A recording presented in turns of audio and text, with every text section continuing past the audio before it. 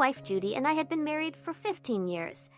Despite all the love I showered on her, she chose to hurt me and destroyed everything we had.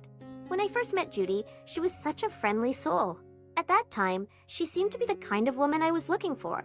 She was kind, beautiful, strong-willed, and committed to achieving her lifelong dream of being a chef and owning her own restaurant one day. The very first time we met was at a cooking competition. I was invited to be a judge.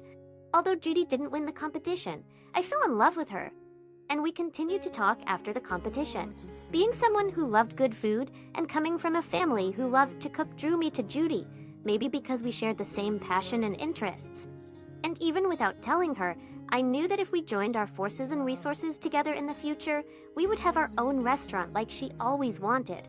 As we got to know each other better, we fell in love and a new form of relationship started.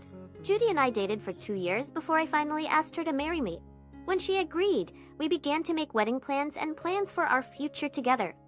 Luckily, I got a job as a judge on a cooking television show, which allowed us to live an easier and more comfortable life from the money I was paid. Judy, on the other hand, worked as a chef for one of the top restaurants in our city.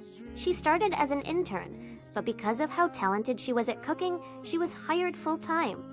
Judy had been working there for the past 15 years of our marriage. She grew with the restaurant because she was passionate about cooking.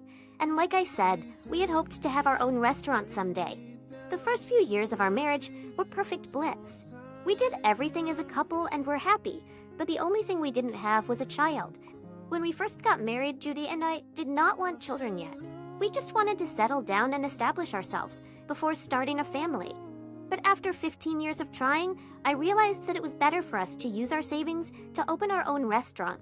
I made this decision because I was infertile and responsible for our inability to have children, but I couldn't bring myself to tell Judy.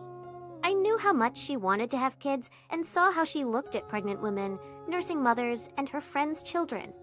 But whenever she suggested that we could adopt a child if we couldn't have one of our own, it made me feel more at ease. Even without having our own child, Judy and I were very happy.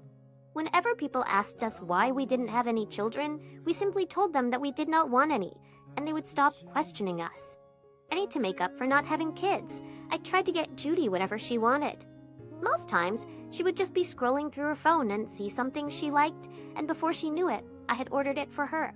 I got her clothes, shoes, show tickets, paid for vacations, and practically did everything to make her happy. She wouldn't regret being with me.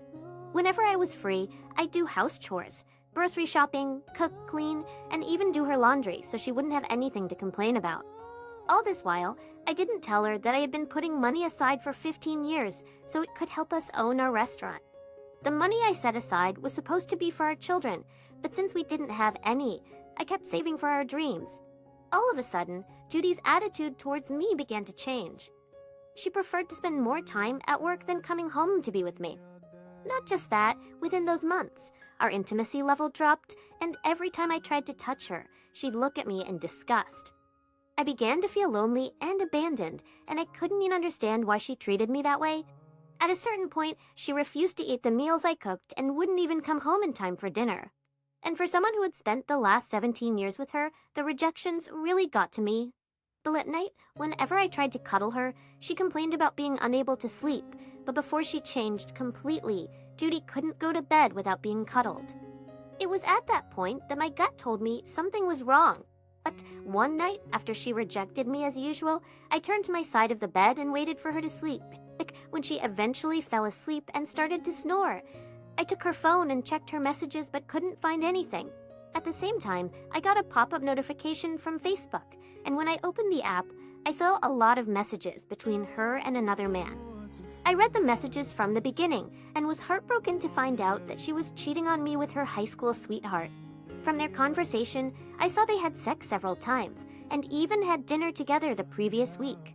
I was in a state of shock when I first heard this, but then I took screenshots of the messages and sent them to my phone just in case she denied it when I confronted her.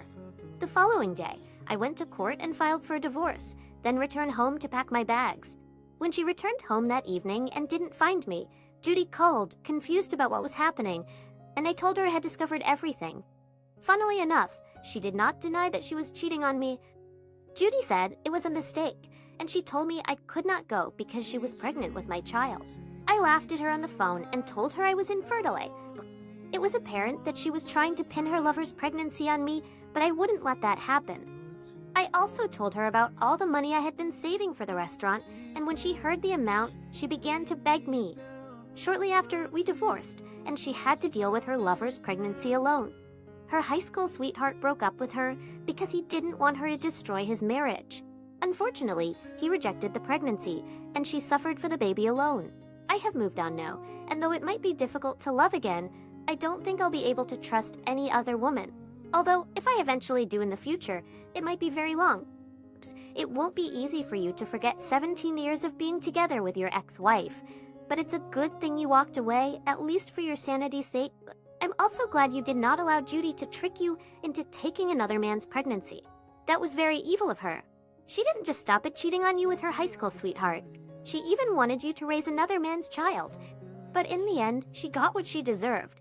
I want you to know that you do not have to rush into a new relationship. Give yourself some time, take good care of yourself, and heal properly. As for the money you saved, I'm sure that could go a long way for you, and you could do whatever you want. Thank you for sharing your story with us. Now, let's move on to the second story of the day. My wife and I had been married for 6 years before we went our separate ways. I met May when I was 25 through her best friend, Erica. Erica was a family friend of mine, and we saw each other often. It was even Erica who suggested that I hang out with her one day, the day I met May. So we talked to each other and we got along well. As of then, Erica was already engaged to her boyfriend, Mark, and they were already planning to get married, and I saw each other often because of the wedding plans we had to make. After Erica's wedding, May and I grew closer, and since we were both single and liked each other, we dated. May worked as a nurse in the State General Hospital, while I worked as a mechanic in an automobile shop. The truth remains that I loved May a lot, and after we had dated for a year, I asked her to marry me, and she said yes. Before we got married, she moved in with me because I loved having her around, and she always wanted to be with me too. Our families were aware of our relationship, and they knew we meant serious business, so they did not object to us living together. After our wedding, we were able to move into a bigger apartment because we wanted to start a family immediately. Luckily, we had a daughter in the 2nd year of our marriage and a son in the 4th year. We were a happy family, and I knew that my greatest wealth was my family, so May and I worked harder to pay the bills and take care of our children. While my job allowed me to come home earlier and spend time with the kids, May did not have enough time. So, most times, she had to work overtime just to make some extra money. Also, as a nurse, she did both morning and night shifts, and she often returned home by 2 a.m. every day. Then, she would leave early in the morning again after dropping the kids off at school. Because May returned in the early morning hours, she got used to sleeping in the children's room or on the couch, and she rarely slept in our room. I didn't have a problem with that either. As long as she returned home safely, she could sleep wherever she wanted. Also, May slept in the children's room because she had to wake up early to take them to school by 6:30. She also believed it would help her bond more with the kids, since she was rarely available to spend time with them because they were already asleep by the time she got home. One morning I realized the kids had not come to jump on me like they did every morning. I checked my alarm clock, and it was 7 a.m., and the house was eerily quiet. I went to the living room to check if May had fallen asleep, but when she wasn't there, I went straight to the children's room and found them still deeply asleep. At that point, I became terrified that something had happened to me because it was unlike her to not return home after her night shift. I called her several times, but she did not answer, which made me even more scared. Without wasting time, I called her mother and told her that May did not come home.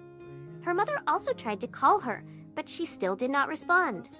Luckily, I had a next-door neighbor I could trust, so I asked the teenage girl to look after my kids while I drove to May's work.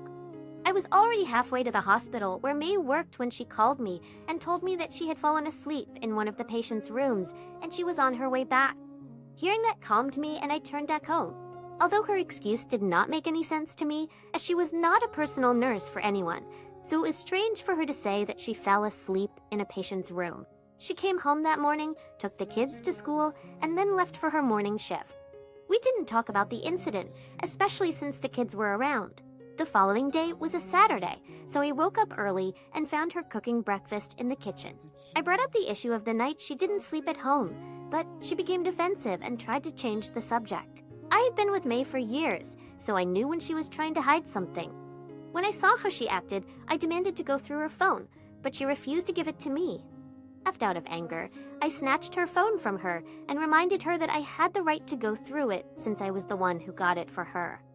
Immediately after getting the phone from her, she started crying, and that's when I knew something was wrong. When I went through her phone, I was shocked to see that May was having an affair with Erica's husband, Mark. And the night she didn't come home, she spent it with him at a hotel. I was heartbroken and devastated. When May saw the look of disappointment on my face, she began to say that Erica's husband had led her on and told her he was not happy with Erica anymore. I could not believe what she was saying. She had broken my trust and betrayed her best friend's trust. However, as I went through their texts, I discovered they had been dating for more than a year without anyone suspecting anything. I even found out that Mark would occasionally send her flowers and chocolates while she was at work. When I had seen enough, I took screenshots of her conversation with Erica's husband and sent them to Erica. Shortly after, Erica called, crying and yelling simultaneously. She said so many hurtful words to May, and their friendship ended. As quickly as I could, I ended things with May as well. I divorced May and got custody of our children. Erica also divorced Mark because she couldn't handle the heartbreak. I was expecting May and Mark to end up together after we were out of their way, but they broke up immediately after. After that, I moved on with my life, and no matter how many times May begs me, I don't think I'll ever be able to forgive her. I can't believe that your ex-wife cheated on you with her best friend's husband. That's truly evil of her. It's a good thing you didn't believe her lies and found out the truth early. I know it still probably hurts, but what's done is done. She chose her best friend's husband over you, and you did the right thing by prioritizing your sanity and your children's future. What's most important is that you've custody of your children now and can take care of them. I wish you all the best. Thank you all for taking the time to listen to today's stories. If you enjoyed listening, please feel free to like and subscribe if you haven't already. Also, comment below with your thoughts on what happened. Take care.